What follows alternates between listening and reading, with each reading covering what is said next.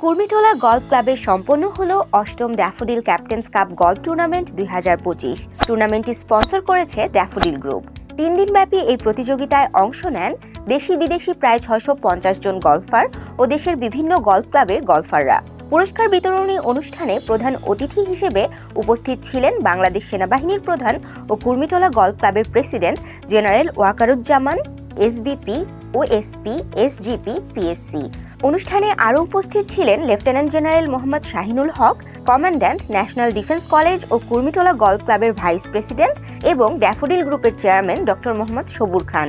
প্রতিযোগিতায় বিজয়ী হন colonel Mohammad Nasir Uddin, colonel Mohammad Shariful Islam runner up এবং মিসেস জিনসুক ইউন লেডিজ উইনার হিসেবে পুরস্কার অর্জন করেন। টুর্নামেন্টের আয়োজনে সম্পৃক্ত সকলকে ধন্যবাদ জানিয়ে প্রধান অতিথি তার সমাপনী বক্তব্যে বলেন, এ ধরনের প্রতিযোগিতা বাংলাদেশের গলফ খেলার প্রসার ও উন্নয়নে গুরুত্বপূর্ণ ভূমিকা রাখবে।